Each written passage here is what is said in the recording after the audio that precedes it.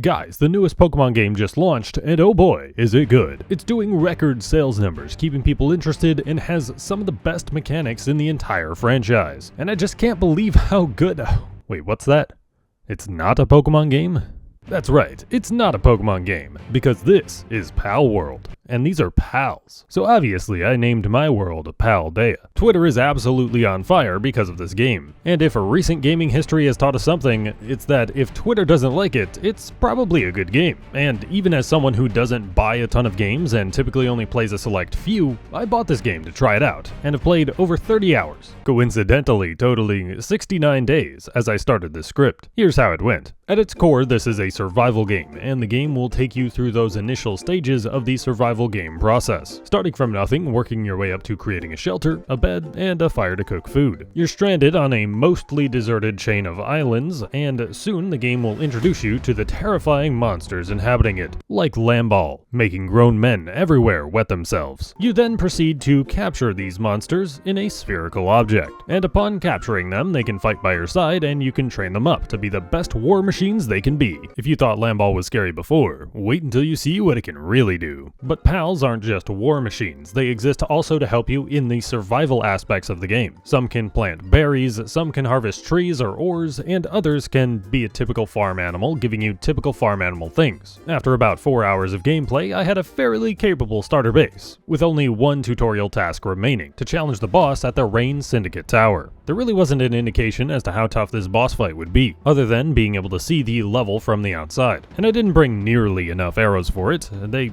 really didn't do all that much damage though. I still had a spear with me so I could occasionally go behind it and poke it while my pals distracted it, and that damage adds up, and with my vast experience in monster hunting games, I was able to dodge many of the attacks and dish out some damage in between. And as time was winding down, so was its health bar, and in a survival game like this, there's one thing you should know. Go, Peggle! Yes! 126. You got this.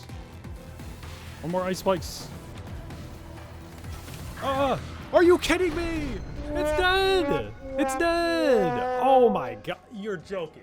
It's not over until it's over. Dying is pretty inconsequential in this game as a default, but one of the many good ideas that it has from other games is custom difficulty. You can make dying as inconsequential or as consequential as you would like. You can also be as comically strong or comically weak as you want. A breath of fresh air versus Pokemon's lack of difficulty options since Gen 5. After picking myself back up and completely destroying the boss the second time around with adequate ammo, I'd do a little bit of exploring before calling it good for the day. In my first couple of days, I didn't play all too much, about 6 hours total, but that would change with the next couple of days, getting deeper into it, and perhaps ultimately too deep. I would set up my next base, unknowingly creating an industrial lumber farm, as any pal with the lumbering skill is going to smack trees all day here. I made my second house bigger and better than the first, and set up everything for the pals to be able to sustain themselves, which you basically just need 2 berry patches and a feeding box for, and anything else you make will help you to industrialize the resource gathering process and make crafting things easier. So that way you can get back to exploring more areas and catching more pals. One of the main complaints I would have is that catching pals is basically the only way to level up. While you do gain experience for crafting and base making, you could spend an hour or two working on things for your base and gain maybe 1,000 experience, versus catching one monster getting you several thousand experience. From level 18 to level 19, I gained a full level in about 5 minutes just by catching weak pals. In Pokemon Legends Arceus fashion, you're incentivized to catch multiple of the same pals, as here the pal deck gives you bonus experience for up to 10 of the same pal caught. But you would be incentivized to catch more anyway, because the pals might have buffs or debuffs that make them better or worse than average. One of the best buffs being that of a lucky pal.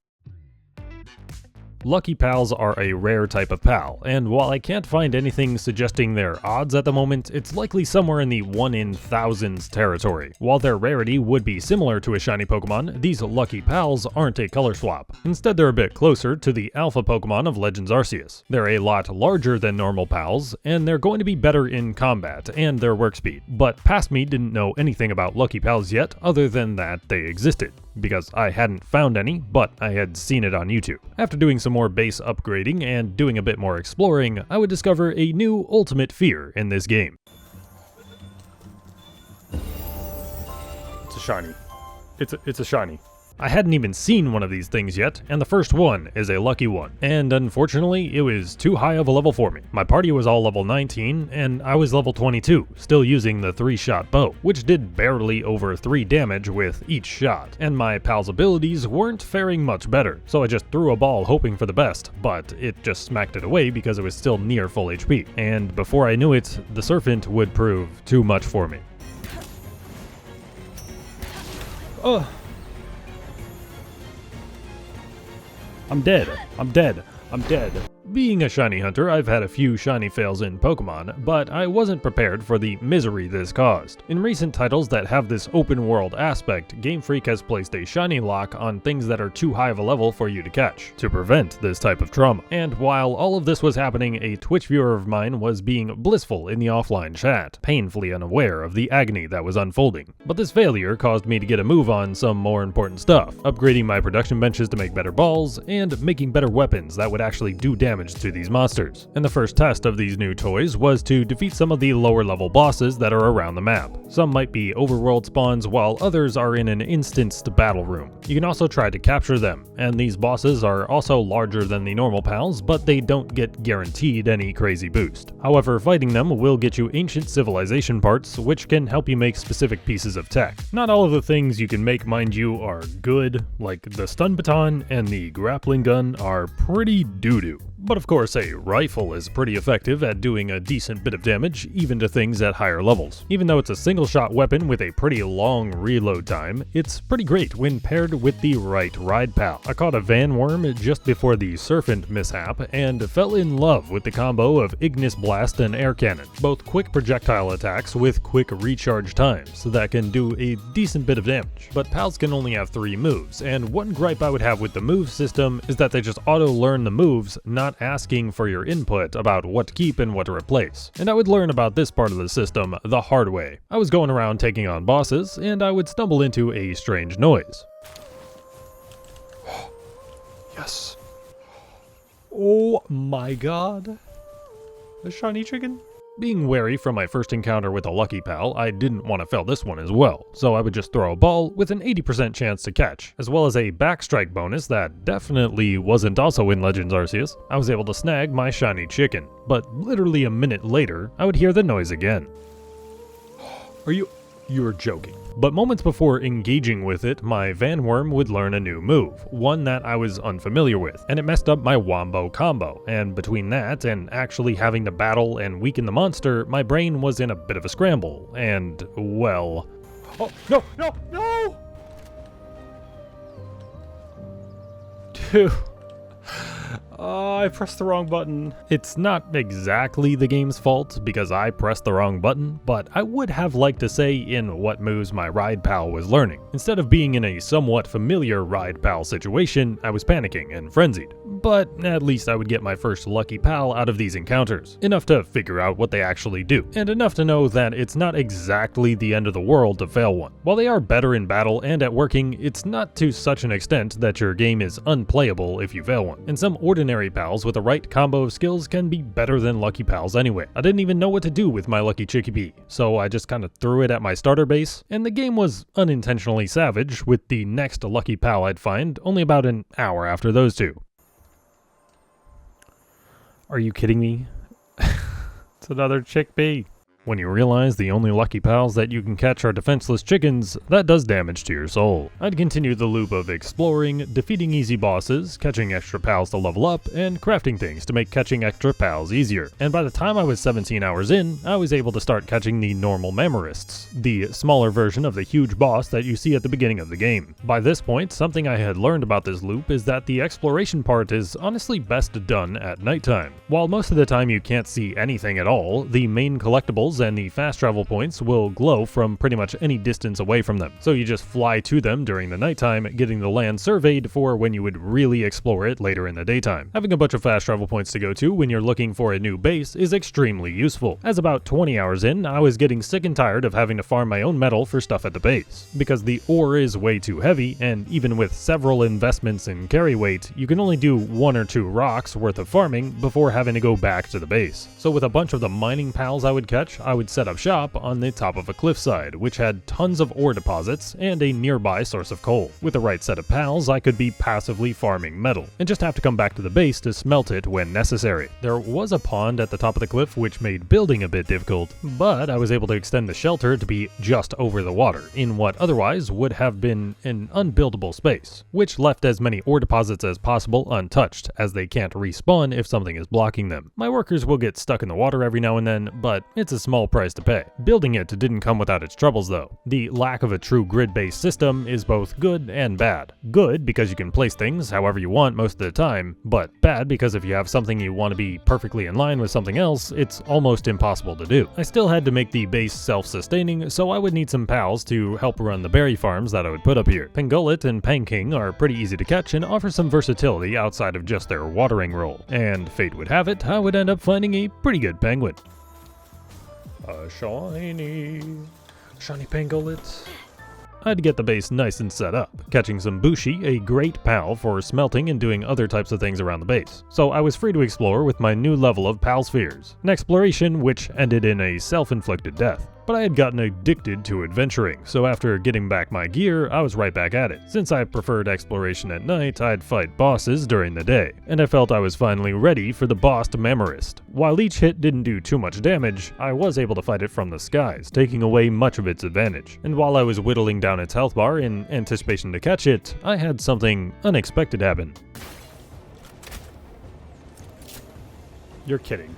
Yes, somehow yet another lucky pal, and yet another Chickpea. This makes for 5 of my 6 lucky pals I've seen being birds, and all 4 of them that I've caught. Let me just have something different that I can actually catch, please. At this point in the game, I just wanted to explore everything. I was high enough level to survive potentially aggressive pals by running away, so exploration was the bulk of the remaining time I spent on the game thus far. But getting in the way of that exploration was the temperature system. You're too cold for the ice mountains and too hot for the desert and volcano, so you need to make some cold resistant and heat resistant gear to be able to explore those areas. So with trips to the base to make the gear I would need, I proceeded to explore these higher level areas, with one of these trips to the base bringing a welcome surprise.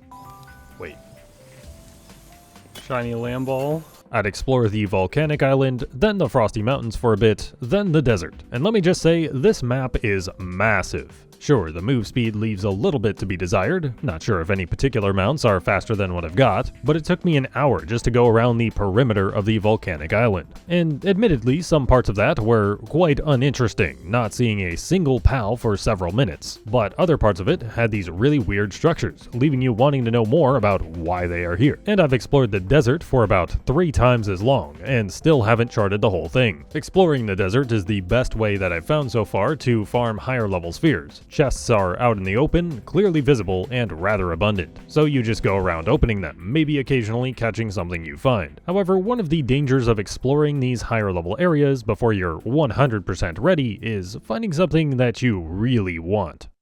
You should be able to handle 2 versus 1s now. Oh my god, are you kidding? I have 1 hypersphere. It's level 50! Hell no. RIP Big Toys. Oh my god, man. It seems the lucky pals are on the higher end of the levels you can encounter in an area, as the regular dig toys I saw here were between level 33 to 38. But at least the Lamball earlier got me a non-bird lucky pal, and I would end up being jump scared by another one of these big scary monsters. Whoa, dude. Really? Just on a silver platter, huh? Just right, literally almost inside me. And aside from catching a few new pals here and there to fill out a good chunk of the pal deck, that just about wraps up the 69, at the time of recording this now, 72 in-game days of experience that I've had thus far with the game. I decided to buy it and try it out because it looked like a lot of fun. And yeah, it was a lot of fun. And it makes me wish there wasn't as much controversy around the game. Pokemon has basically created a monopoly on digital fantasy creature collecting games. But another such game has finally come along and delivered an enjoyable experience, and even does does certain things way better than Pokemon, particularly in the graphics department. Though, to be fair, we're talking about Xbox and PC graphics versus the Switch. But as good as the game is, you can't help but be disappointed that some of the designs are literally a walking copyright infringement case. The game as a whole seems safe for now. There was a DMCA notice for a mod that turns the pals into actual Pokemon, but no such thing has happened for the game itself. Perhaps legally speaking, because it's inspired by Pokemon but not proven to be using any Pokemon assets, it's fine. Or perhaps there's so much evidence to compile, the lawsuit hasn't happened yet because the legal documents are taking that long to write. But we as the consumers shouldn't be fighting this battle amongst each other. At the end of the day, whether you like Palworld or are completely against getting it, you, us, the Pokemon fans, we're getting a win out of this situation. This shows Game Freak they can't exactly be complacent with the questionable quality of the recent games. It shows them that maybe a Pokemon game can have good graphics. Maybe a Pokemon game can have custom difficulty settings again. And maybe a Pokemon game can have guns, violence, murder, and capturing humans. But those things obviously wouldn't happen because you wouldn't be able to sell that to children. Gotta keep that E for everyone rating. But controversy aside, at the end of the day, I'm just glad I got to play a good-ass game.